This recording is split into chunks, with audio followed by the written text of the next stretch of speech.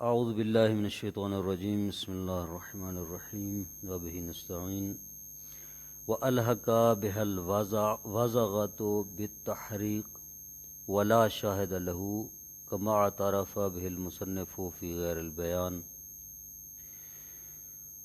ہاں، کل پڑھا تھا کہ فارا، چوہا اور سانپ کے لیے 3 ڈول نکالنے سے کنواں پاک ہو جاتا ہے۔ آج فرما رہے ہیں کہ وَأَلْحَقَ بِهَا الْوَزَغَةُ، چھپکلی کو بھی ان کے ساتھ ملحق کیا گیا ہے، یعنی اگر چھپکلی گر جائے کنویں میں تو اس کے لیے بھی 3 ڈول نکالنا ضروری ہوں گے۔ بالتحریک، زا کی حرکت کے ساتھ ہے، وازغا، وزغا نہیں ہے، زا کے سکون کے ساتھ نہیں بلکہ حرکت کے ساتھ ہے، وازغا۔ ولا شاہد لہو، شارح فرماتے ہیں کہ اس حکم پر ہمارے پاس کوئی دلیل نہیں ہے، کوئی شاہد نہیں ہے کہ وزغا کے لیے جو ہے 3 ڈول نکالے جائیں۔ کما اعترف بالمصنف فی غیر البیان، جیسا کہ جناب مصنف نے بیان کے علاوہ دوسری کتابوں میں اس بات کا اعتراف بھی کیا ہے کہ ہمارے پاس کوئی اس حکم پر دلیل موجود نہیں ہے۔ وَقَطَعَ بِالْحُكْمِ فِيهِ، اور بیان میں اسی حکم کا قطعی طور پر یہی حکم بیان کیا ہے، جیسے یہاں کیا ہے کہ وزغا کے لیے 3 ڈول نکالنے ہوں گے۔ پس مصنف کے یہاں پر 2 قول سامنے آئے ہیں، کتاب لمع اور کتاب بیان میں قطعی طور پر کہہ دیا ہے کہ چھپکلی کے لیے 3 ڈول نکالنے پڑیں گے، اور ان 2 کتابوں کے علاوہ دیگر کتابوں میں مصنف نے اعتراف کیا ہے اس بات کا کہ اس کے لیے ہمارے پاس کوئی شاہد موجود نہیں ہے، یعنی وہاں پر قطعی حکم نہیں دیا مصنف نے۔ وَأَلْحَقَ بِهَا الْأَقْرَبُ، اور انہی کے ساتھ اقرب، بچھو کو بھی ملحق کیا گیا ہے، بچھو گر کر مر جائے تو اس کے لیے بھی 3 ڈول نکالنے پڑیں گے۔ وَرُبَّمَا قِيلَ بِالِاسْتِحْبَابِ لِعَدَمِ النَّجَاسَةِ، بسا اوقات یہ بھی کہا گیا ہے کہ مستحب ہیں 3 ڈول نکالنے، کیوں؟ کیونکہ یہ نجس نہیں ہوتا۔ پہلے پڑھ چکے ہیں کہ اس چیز کا مردار جو خون جہندہ رکھتا ہے نجس ہے، جو خون جہندہ نہیں رکھتا، نفس سائلہ نہیں رکھتا، اس کا مردار نجس نہیں ہے۔ تو یہ اقرب خون جہندہ نہیں رکھتا، تو اس لیے اس کا جو مردار ہے وہ نجس نہیں ہے، لہٰذا 3 ڈول نکالنے واجب نہیں بلکہ مستحب ہیں۔ وَلَعَلَّهُ لِدَفْعِ وَهْمِ السَّمْ، اور یہ استحباب کو حکم کیوں لگایا گیا ہے، کس لیے 3 ڈول نکالنے؟ شاید اس لیے تاکہ زہر کا جو وہم ہے وہ دفع ہو جائے، ختم ہو جائے۔ کوئی زہریلا ہوتا ہے، ہو سکتا ہے اس میں زہر پھیل گئی ہو، تو اس کو ختم کرنے کے لیے۔ وَدَلْوٍ لِلْعُصْفُورِ، اور 1 ڈول نکالنے سے کنواں پاک ہو جاتا ہے چڑیا کے لیے۔ عصفور بضم عینہ، عین کے ضمہ کے ساتھ ہے، عصفور نہیں ہے یا عصفور نہیں ہے بلکہ عصفور ہے، بضم العین ہے۔ وَهُوَ مَادُونَ الْحَمَّامَةِ، یہ عصفور حمامہ یعنی کبوتر سے چھوٹی ہوتی ہے۔ سواء کانا معقول اللحم ام لا، چاہے یہ عصفور معقول اللحم ہو یا نہ، چاہے اس کا گوشت کھانا حلال ہو یا نہ ہو، اگر گر کر مر جائے تو 1 ڈول پانی کا نکالنا ضروری ہے۔ وَأَلْحَقَ بِهِ الْمُصَنِّفُ فِي الثَّلَاثَةِ بول الرضیع قبل اغتذائه بالطعام فی الحولین، اور جناب مصنف نے اسی عصفور کے ساتھ ملحق کیا ہے اپنی 3 کتابوں میں، دروس، بیان اور ذکرہ میں۔ کس کو؟ بول الرضیع، دودھ پینے والے بچے کے پیشاب کو۔ اگر دودھ پینے والے بچے کا پیشاب کنویں میں گر جائے تو 1 ڈول نکالنا ہوگا، کب؟ قبل اغتذائه بالطعام، جب وہ ابھی تک کوئی کھانا وغیرہ نہ کھاتا ہو، صرف ماں کا دودھ پیتا ہو۔ فی الحولین، 2 سالوں کے اندر، یعنی 2 سالوں کے اندر ہو جس میں ماں نے دودھ پلانا ہوتا ہے، اور دودھ کے علاوہ کوئی اور غذا بھی نہ کھاتا ہو، اس کا پیشاب گر جائے تو 3 ڈول نکالنے پڑیں گے۔ وَقَيَّدَهُ فِي الْبَيَانِ بِابْنِ الْمُسْلِمِ، بیان میں جناب مصنف نے اس بچے کو مقید کیا ہے ابن مسلم سے۔ اگر مسلمان کا بیٹا 2 سالوں سے کم ہو، صرف دودھ پیتا ہو اور غذا نہ کھاتا ہو، اس کا پیشاب کنویں میں گر جائے تو 3 ڈول نکالنے پڑیں گے۔ وَإِنَّمَا تَرَكَهُ هُنَا لِعَدَمِ النَّص، اور یہاں کس لیے مصنف نے اس قید کو ترک کر دیا ہے؟ وہاں بیان میں تو کہا ہے کہ مسلمان کا بچہ ہو، یہاں یہ بات نہیں کی، کہتے ہیں اس لیے یہاں ترک کیا ہے لعدم النص، نص نہیں ہے اس کے اوپر، کوئی دلیل نہیں ہے۔ ما انہ فی الشہرت کغیر مما سبق، حالانکہ شہرت ہے، یہ مشہور ہے کہ اس کے لیے 1 ڈول نکالنا ہے، اور ابن مسلم کی قید یعنی مسلمان کا بچہ ہو تو ابن مسلم کی قید مشہور ہے، لیکن اس کے لیے کوئی نص موجود نہیں کہ غیر مما سبق دوسری چیزوں کی طرح جو پیچھے گزر چکے مشہور ہیں ان کے حکام، لیکن نص موجود نہیں ہے، بہت ساری ایسی چیزیں پیچھے بھی گزر چکی ہیں۔ وَعْلَمْ أَنَّ أَكْثَرَ مُسْتَنَدِ هَذِهِ الْمُقَدَّرَاتِ ضَعِيفٌ، اور یہ جان لیجئے کہ یہ جتنی مقداریں گزری ہیں ان میں سے اکثر مقدارات کی جو مستند اور سند ہے، دلیل ہے، وہ ضعیف ہے، روایات ضعیف ہیں۔ لیکن العمل بھی مشہور، لیکن ان پر عمل مشہور ہے، مشہور علماء نے ان پر عمل کیا ہے، تو لہٰذا ہم ضعف کو مشہور کے ساتھ جبران کرتے ہوئے اس پر عمل کریں گے۔ بل لا قائل بغیرہ علی تقدیر القول بالنجاست، لیکن ان مقدارات کے علاوہ کوئی بھی قائل نہیں ہے، یعنی ایسی بات نہیں ہے کہ ان مقدارات کے علاوہ کوئی اور قول کیا گیا ہو کہ وہ ہے، نہیں ہے۔ علی تقدیر القول بالنجاست، اس صورت میں کہ جب یہ چیزیں نجس ہوں۔ فإن اللازم من اطراحہ کونہ مما لا نص فیہ، پس اس کے ان چیزوں کو طرح کرنے سے یعنی بیان نہ کرنے سے، چھوڑ دینے سے لازم آتا ہے کہ یہ مما لا نص فیہ میں شامل ہوں گی۔ جن چیزوں کو چھوڑ دیا گیا ہے اس سے لازم کیا آتا ہے؟ اس سے لازم یہ آتا ہے کہ ما لا نص فیہ کے ساتھ وہ ملحق ہیں، یعنی سارا پانی ان کے لیے نکالنا پڑے گا۔ اگر ان کی کوئی مقدار ہوتی تو ذکر کیا جاتا ان کی مقدار کو، جب مقدار کو ذکر نہیں کیا گیا تو ان کو کس سے ملحق کریں گے؟ مما لا نص فی کے ساتھ، یعنی سارا پانی نکالنا ضروری ہوگا۔ یہ بات مقدرات کی یہاں پر ختم ہوگی۔ آگے جو مسئلہ بیان کر رہے ہیں وہ یہ ہے کہ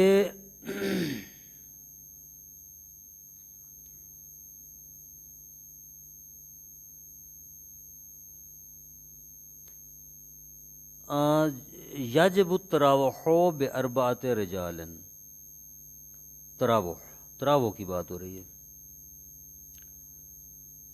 یہ تراوح کسے کہتے ہیں؟ سب سے پہلے تو اس بات کو بیان کیا جائے، تراوح آسانی سے ہے، اراحہ یریح اراحتن، آسانی، استراحت دینا، آرام دینا، ریسٹ دینا، اس کو کہتے ہیں تراوح، اراحت۔ تراوح باب تفاعل ہے، آپ پڑھ چکے ہیں صرف میں کہ باب تفاعل جو ہوتا ہے وہ 2 افراد کے درمیان ہوتا ہے، جس طرح باب مفاعلہ ہوتا ہے 2 افعال کے، تضارب زید و عمر، تضارب زید و عمر، زید اور عمر نے ایک دوسرے کو مارا، ٹھیک ہے۔ تو یہاں پر یہ تراوح سے مراد ہے کہ ایک دوسرے کو استراحت دینا، ایک دوسرے کو ریسٹ دینا، ایک دوسرے کو آرام دینا۔ یہاں پر مراد کیا ہے تراوح سے؟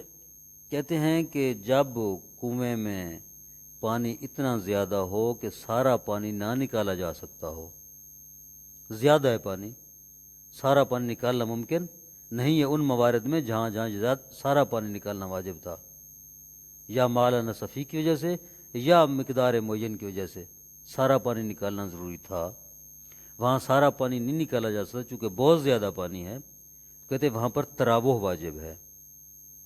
تراوح سے کیا مراد ہے یہاں پر؟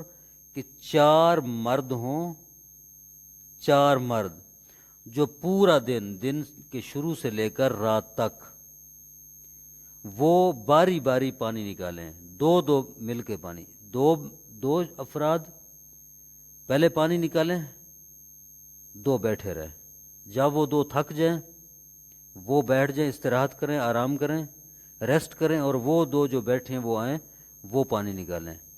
اسی طرح جب وہ تھک جائیں وہ بیٹھ جائیں، اور وہ جو استراحت کر چکے ہیں وہ پانی نکالیں۔ اسی طریقے سے پورا دن چلتے رہیں تاکہ یہاں تک کہ رات ہو جائے، یعنی صبح سے رات تک اسی انداز سے پانی نکالیں اس کنویں سے، تو وہ کنواں کیا ہو جائے گا؟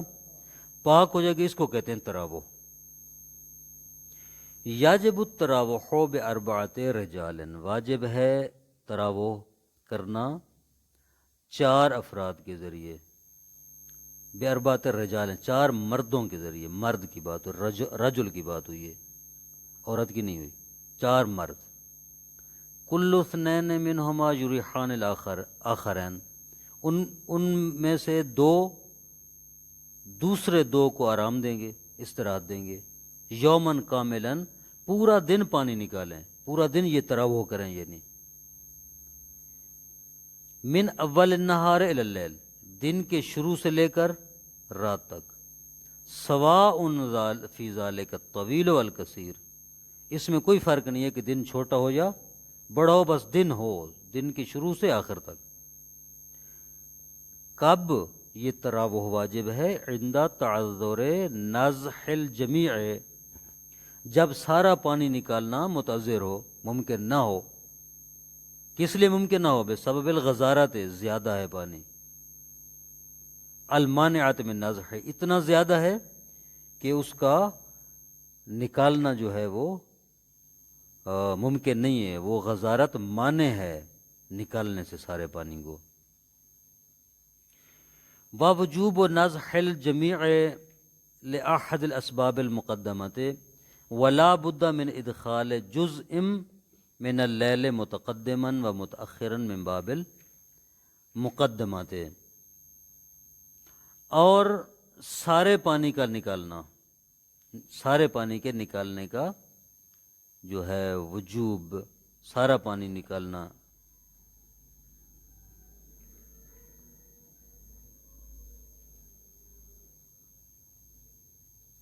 لأحد الاسباب المقدمہ، گزشتہ جو اسباب بیان ہوئے ان میں سے کسی سبب کی وجہ سے سارا پانی نکالنا جو ہے وہ کیا ہے؟ ممکن نہ ہو۔ کیا اس کا عطف وجوب پر کیا ہے؟